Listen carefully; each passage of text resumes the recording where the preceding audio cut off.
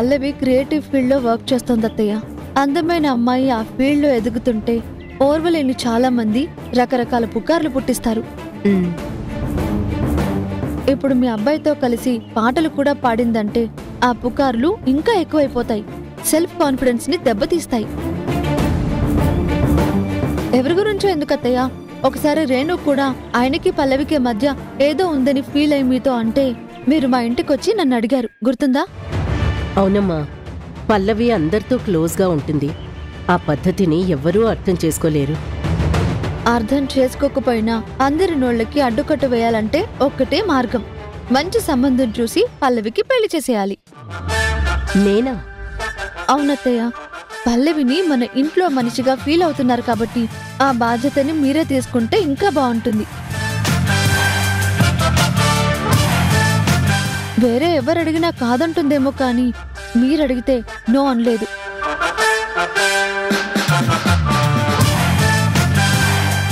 ఇన్నాళ్ళు ఒంటరిగా అనాథగా బతికిన పల్లవికి ఒక తోడు దొరికితే చాలా సమస్యలు క్లియర్ అవుతాయి. తన ధ్యాస, ఆలోచనలు అన్నీ మారతాయి. చాలాసార్లు నాతో ఒంటరి జీవితం వల్ల ఇన్సెక్యూర్గా ఫీల్ అవుతున్నానని చెప్పి చాలా బాధపడింది. మన కోసం ఆలోచించే మనిషి బాధపడటం భావ్యమా చెప్పండి? అదే కాక ఈ పెళ్లి చేయడం వల్ల నీ మీద తను పెంచుకున్న గౌరవానికి న్యాయం జరుగుతుంది. తనకంటూ ఒక కుటుంబాన్ని ఇచ్చినట్టు అవుతుంది. నిజమే ఉషా, ఇన్ని రోజులు నేను ఈ విషయాన్ని ఆలోచించలేదు. ఒకసారి పల్లవితో మాట్లాడి తన అభిప్రాయం తెలుసుకుంటాను. ఇంకా అభిప్రాయం తెలుసుకోవడం ఏంటత్తయ్య? తనకి ఆప్షన్స్ ఇవ్వద్దు, ఆర్డర్ వేయండి. రేణు విషయంలో ఎలా బిహేవ్ చేస్తారో పల్లవి పెళ్లి గురించి కూడా అంతే ఖచ్చితంగా ఉండండి. హరఖండిగా మాట్లాడండి. అంతే అంటావా? అంతే అత్తయ్య, ఉండండి. నేను ఇప్పుడే పల్లవికి కాల్ చేస్తాను.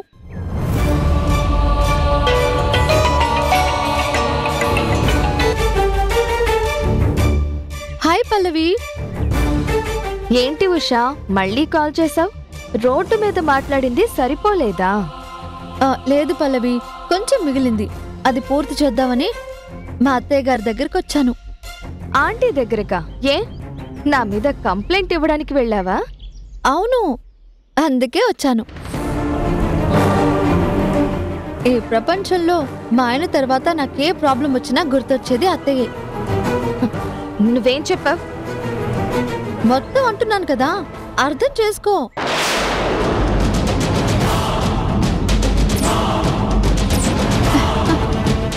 ఇన్నాళ్ళు ఎందుకు చెప్పలేదని చాలా ఫీల్ అయ్యారు.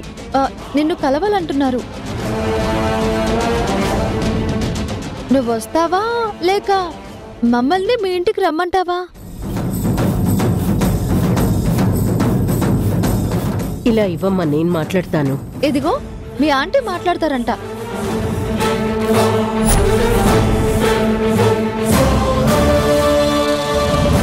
పల్లవి, చెప్పండి ఆంటీ. ఉషా వచ్చి చెప్తే కానీ విషయం తెలుసుకోలేకపోయానమ్మా. నువ్వు వెంటనే బయలుదేరి మా ఇంటికి రా. ఒక ముఖ్యమైన విషయం మాట్లాడాలి. దేని గురించి ఆంటీ? ఫోన్లో చెప్పేదైతే ఇక్కడికెందుకు రమ్మంటాను. నువ్వు వెంటనే బయలుదేర్రా.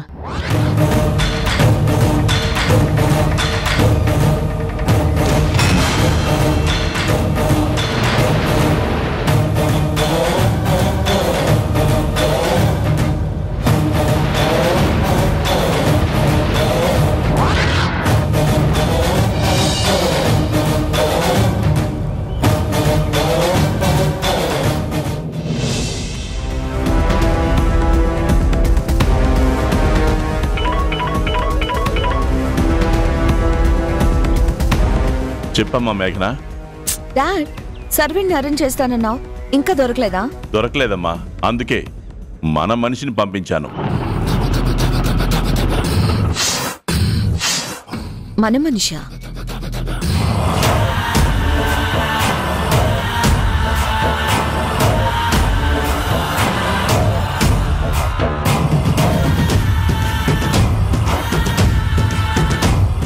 అవునమ్మా, రాములమ్మ అని మనకి దూరపు బంధువు. నీకు అర్థ అవుతుంది.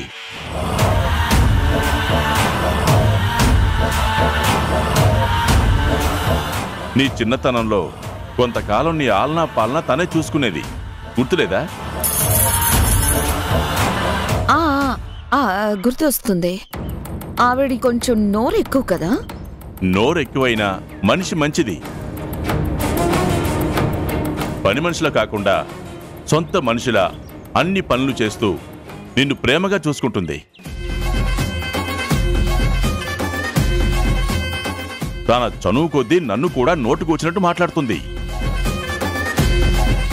అయినా నేను పట్టించుకోను, ఎందుకంటే నా రాజకీయ జీవితానికి సంబంధించిన చాలా రహస్యాలు దానికి దాని మొగుడికి తెలుసు కాబట్టి.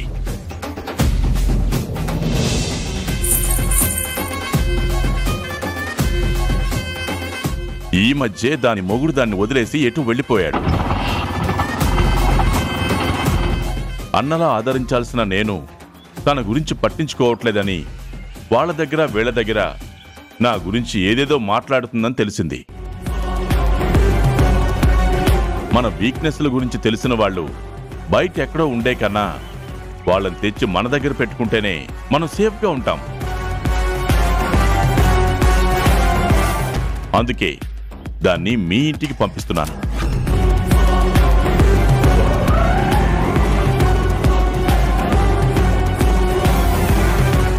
తన మాటలేం పట్టించుకోకుండా నీకు కావలసిన పనులన్నీ చేయించుకో, ఓకేనా?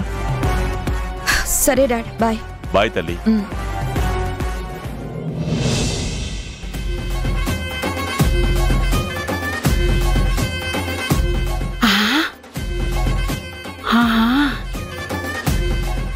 ఓలమ్మో, మేఘనా, ఓ మేఘనా, ఎక్కడున్నావేటి?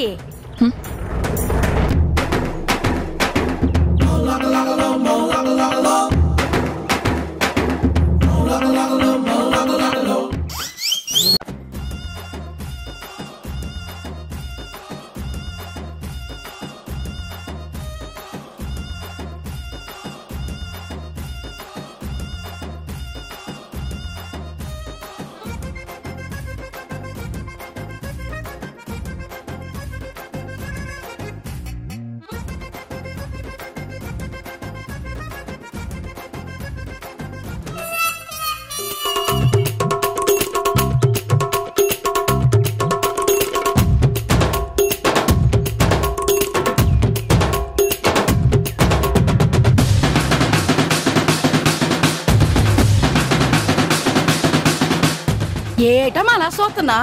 నన్ను గుర్తుపట్టనేదేటి? అవునులే, నడుమంతరపు సిరిలో నడుములోతు మునుగున్నావు కదా, ఎలా గుర్తుపడతావులే? రాములమ్మ కదా. పర్నేదే, అత్తగారు ఆస్తి కాజేసి అందరం ఎక్కినావు కదా, ఈ అత్తని మర్చిపోనావేమో అనుకున్నాను. బానే గుర్తు పెట్టుకున్నావే. నిన్ను నీ మాటల్ని ఎలా మర్చిపోతానత్తా? నిన్ను పంపిస్తున్నట్టు డాడీ చెప్పారు. అత్తగారిని దూరం చేసుకుని కోడలు కదా నువ్వు. నువ్వు నోరారా అత్త అని పిలుచుకోవడం కోసమే మీ నాన్న నన్ను ఇక్కడ పంపించినాడు. అంటే అత్తగారులా సాధించడానికి వచ్చావా నువ్వు? నేదే పిచ్చి తల్లి, అమ్మలాగా నేను చూసుకోవడం కోసం వచ్చినాను. సరే, ఇప్పుడు వెళ్ళి కాఫీ తీసుకురా. టాంగ్ కాఫీ కాదా? నీకెలా తెలుసు? నాకెందుకు తెలదు? ఊర్లోని మీ అయ్య పునుకుల బండి దగ్గర నుంచి ఇప్పుడు బుగ్గ బండి వరకు స్టోరీ అంతా తెలుసు. చెప్పమంత వేటి? ఆయన ఇప్పుడు మినిస్టర్. ఆయన ఫ్లాష్ బ్యాక్ లో పునుగులు బండి గురించి ఇప్పుడెందుకు? పోనీ నీ గురించి చెప్పమంత వేటి? నా గురించి కూడా వద్దు. మనిషి ముందో మాట వెనకో మాట అనో నాకు తెలదు. మొత్తం కడిగినవే నాకు తెలుసు. ఆల్రెడీ నాకు తలనొప్పిగా ఉంది, ఇంకా తెప్పించుకో. కిచెన్ లోకి వెళ్ళి కాఫీ తీసుకురా. అలాగే. అత్తా, ఇది నాకెందుకు? తీసుకో, అక్కడ పెట్టుకో. అలాగే. డాడీ ఏంటి ఈ తలనొప్పిని నాకు తీసుకొచ్చాడు? కాసేపు అలా వెళ్ళి హారికతో మాట్లాడితే గాని నా తలనొప్పి తగ్గదు.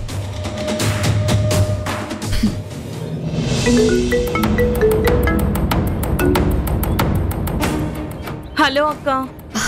ఎక్కడున్నావు హారిక? ఇంకెక్కడుంటానక్క? వంటింట్లో. ఏం వంట చెయ్యాలా అని ఆలోచిస్తూ ఉన్నాను. 24 hours వంటింటికి ఉండేలా అక్కడే ఉండే బదులు సరదాగా బయటకు వెళ్ళొచ్చు కదా. ఎందుకు వెళ్ళనక్క? వెళ్తాను. మార్కెట్కి వెళ్ళి వెజిటబుల్స్ తెచ్చుకుంటాను. సూపర్ మార్కెట్కి వెళ్ళి గ్రోసరీస్ తెచ్చుకుంటాను. నేనంటున్నది ఆ బయటకు వెళ్ళడం గురించి కాదు, సరదాగా లైఫ్ ని ఎంజాయ్ చేయడానికి బయటకు వెళ్ళవా అని అంటున్నాను. నన్నెవరు తీసుకువెళ్తారక్క? తరుణ్కి డ్యూటీ మీద ఉన్న ప్రేమ భార్య మీద ఉండదు కదా. ఇంకా నా గురించి ఆలోచించే వాళ్ళు ఎవరున్నారు? నేనున్నాను హారిక. నువ్వా? ఎస్, వరుసకి తోడికోడలైనా తోడబుట్టిన అక్క కంటే ప్రేమగా నిన్ను చూసుకోవడానికి నేనున్నాను. ఇప్పుడు నేను ఫ్రీగానే ఉన్నాను. నువ్వు వస్తానంటే బయట ఎక్కడైనా కలుద్దాం. ఎక్కడ కలుద్దాం? నేను లొకేషన్ పంపిస్తాను, నువ్వు వచ్చేసే. సరే అక్క, బాయ్. బాయ్.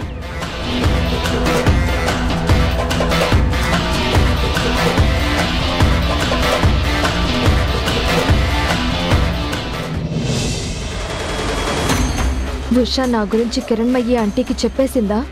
అందుకే ఆవిడికి అనుమానం వచ్చిందా? నన్ను తిట్టి వార్నింగ్ ఇవ్వడానికి ఇంటికి పిలుస్తుందా, లేక అంతకు మించి నన్నేమైనా చేస్తుందా? ఏమర్థం కావడం లేదు. పల్లవి, కిరణ్ గారు. ఏమైంది పల్లవి? ఎందుకు కాల్ చేసి అర్జెంట్గా రమ్మన్నావు? మీ అమ్మగారు నాకు కాల్ చేసి నన్ను అర్జెంటుగా ఇంటికి రమ్మన్నారు. ఇంటికా? ఎందుకు? నన్ను అడుగుతున్నారేంటి? మీకు కూడా తెలీదా? నాకెలా తెలుస్తుంది? కనీసం ఉషా అక్కడే ఉన్నట్టయినా తెలుసా? అసలు నాకేమీ తెలీదు. ఉషా అక్కడికి వెళ్తానని నాకు చెప్పలేదు. అసలు ఏం జరిగిందో నువ్వు చెప్పు. ఉషా నాకు కాల్ చేసింది.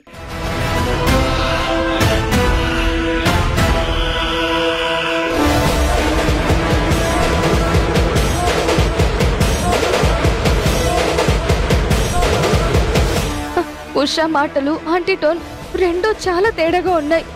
ఏదో జరగనంది జరుగుతుందేమో అనిపిస్తుంది.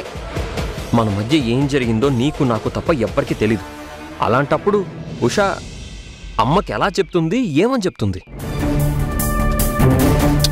అదిగాక మా అమ్మ నిన్ను నన్ను ఫ్రెండ్స్ లాగా చూస్తుంది. సో అనుమానించే ఛాన్సే లేదు. లేదు కిరణ్ గారు, అలా లైట్ తీసుకోవద్దు. ఉషకి నా మీద ఎప్పటి నుండో కోపం ఉంది. ఆ కోపంతో నా మీద ఉన్నవి లేనివి కలిపి ఆంటీకి చెప్తే, ఆంటీకి ఉష అంటే నమ్మకం, ఇష్టం కాబట్టి వాటిని నమ్మేస్తే. లేదు, ఉషా గురించి నాకు పూర్తిగా తెలుసు. తను ఎప్పుడూ అలా చెప్పదు. నువ్వు అనవసరంగా భయపడుతున్నావు.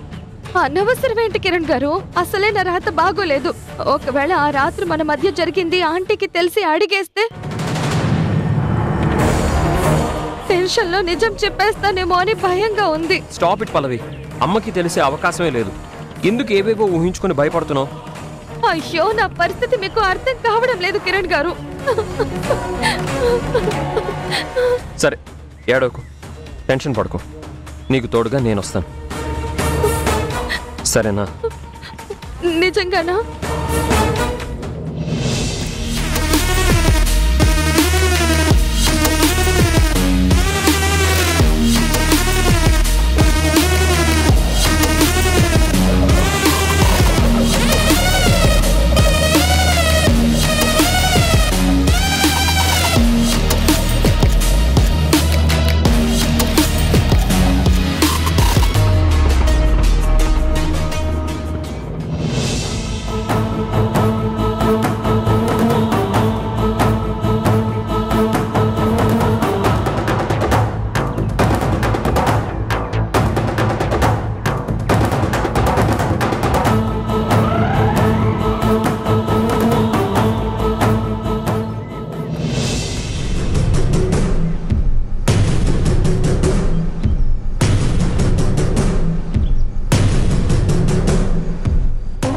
ఏమైందక్క అలా చూస్తున్నావు? నీ తలరాత ఎప్పుడు మారిపోతుందా అని చూస్తున్నాను. అర్థం కాలేదా? ఇద్దరం ఒకే ఇంటి కోడళ్ళం, అయినా నేను దర్జాగా సొంత కార్లో వచ్చాను, నువ్వు ఆటోలో వచ్చావు. నువ్వు కూడా నాలాగా దర్జాగా కార్లో తిరిగే రోజు ఎప్పుడొస్తుందో ఏంటో. దేనికైనా అదృష్టం ఉండాలి కదక్కా. నువ్వు నన్ను ప్రేమగా అక్క అని పిలవడం మొదలుపెట్టినప్పుడే అదృష్టం నీ దగ్గరకు రావడం మొదలైంది. మనిద్దరి బంధం బలపడుతున్న కొద్దీ నీ అదృష్టం కూడా బలపడుతుంది. నా గురించి, నా సంతోషం గురించి ఆలోచించకుండా ఇంటి పెద్ద కోడలుగా అత్తగారికి అణిగిమణిగి ఉన్నంతకాలం నాకు అదృష్టం దక్కలేదు.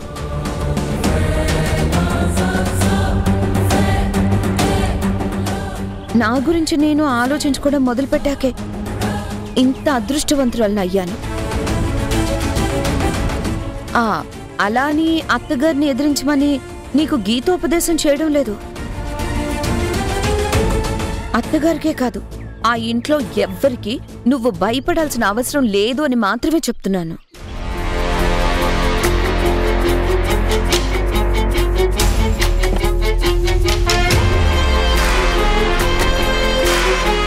ఇదిగో ఈ సారీ నీకోసమే కొన్నాను, తీసుకో.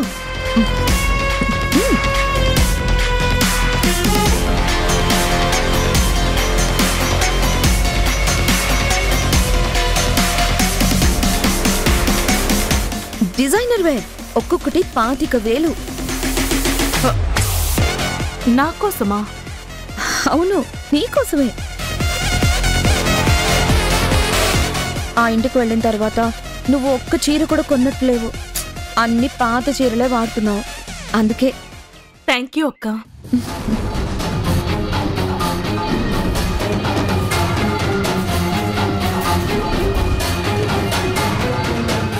ఏం ఆలోచిస్తున్నావు? ఈ చీరలు ఎక్కడివి అని ఇంట్లో వాళ్ళు అడిగితే ఏం చెప్పాలని ఆలోచిస్తున్నాను. వద్దు, అస్సలు ఆలోచించొద్దు. ఈ విషయంలోనే కాదు, ఏ విషయంలోనైనా ఎవరైనా నిన్ను ప్రశ్నించినా నిలదీసినా నన్ను ప్రశ్నించే హక్కు, నన్ను నిలదీసే అధికారం నీకెక్కడిది అని ధైర్యంగా అడుగు. అలా అడిగితే ఆ ఇంట్లో భయపడుతూ బ్రతకాల్సిన అవసరం నీకు రాదు. అక్కడి విషయాలు ఎప్పటికప్పుడు నాకు చెప్తూ ఉండు. ఎప్పుడు ఏం చేయాలో నేను నీకు చెప్తాను.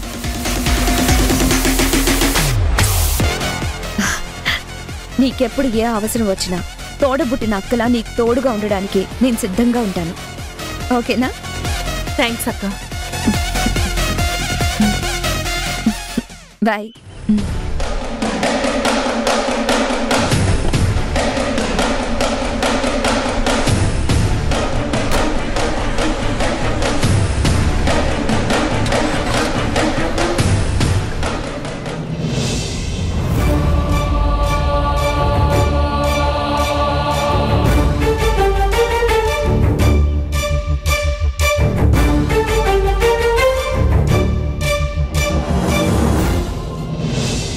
అంతగా భయపెట్టావు. పల్లవి వస్తుందంటావా వదినా? రాకపోతే దానికే ప్రాబ్లం. చచ్చినట్టు వస్తుంది చూడు. రాఖీ రోజున మిస్ అయింది. ఈసారి మాత్రం లాక్ అయిపోతుంది. లాక్ అవ్వడమే కాదు, అమ్మ పెళ్లి గురించి మాట్లాడితే లాక్కోలేక పీక్కోలేక చేస్తుంది.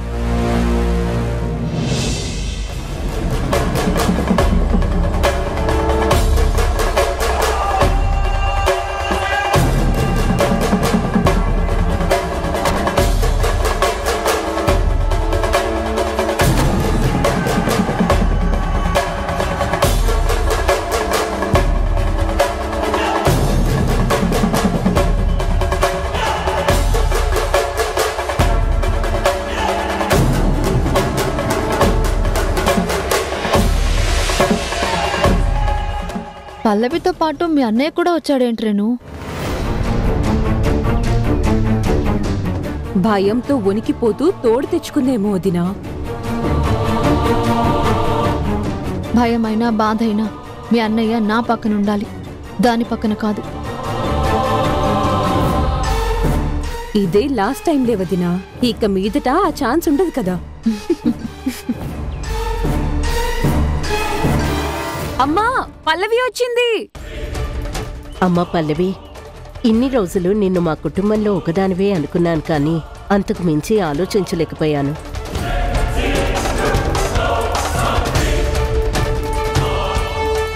ఉషా నీ గురించి చెప్పే వరకు నేనెంత తప్పు చేశానో అర్థం కాలేదు.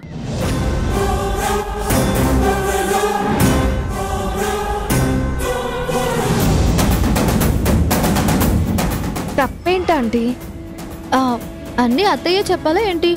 నాతో నువ్వు చెప్పిన మాటలన్నీ అత్తయ్య కూడా తెలిసాయి. సో నీ మనసులో ఏముందో చెప్తే నీకే మంచిది. నా మనసులో ఏముంటుంది? నువ్వేం మాట్లాడుతున్నావో నాకు అర్థం కావట్లేదు ఉషా. అమ్మా, పల్లవిని ఎందుకు పిలిచారో డైరెక్ట్గా చెప్పేయచ్చు కదా, ఎందుకు ఈ కన్ఫ్యూజన్? ఏం లేదురా, పల్లవి మనందరితో బాగా కలిసిపోయింది.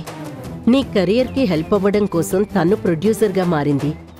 ఎప్పుడూ నీ ఎదుగుదలే కోరుకుంటోంది.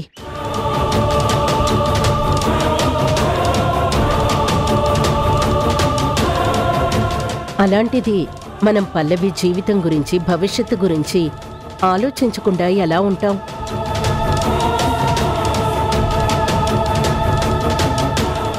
ఒంటరిగా ఉండడం వల్ల పల్లవి జీవితంలో ఇన్సెక్యూరిటీ ఎక్కువైందని ఉషా చెప్పింది.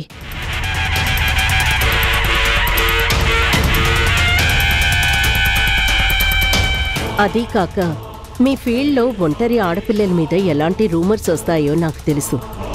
అలాంటిదేదీ జరగకుండా ఆపడానికి ఒక మంచి అబ్బాయిని చూసి పల్లవికి పెళ్లి చేయాలని డిసైడ్ అయ్యాను.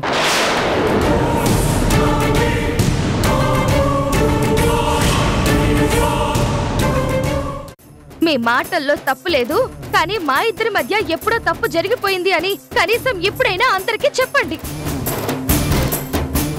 ఏం మాట్లాడుతున్నావు పల్లవి? సాంగ్ షూటింగ్ పూర్తయిన రోజు రాత్రి నేను కిరణ్ గారు ఒక్కటయ్యాం. కిరణ్ గారు నా మెళ్ళో తాళి కట్టకపోయినా ఆ క్షణం నుండి నాకు మాత్రం ఆయన భర్త స్థానంలో ఉన్నారు.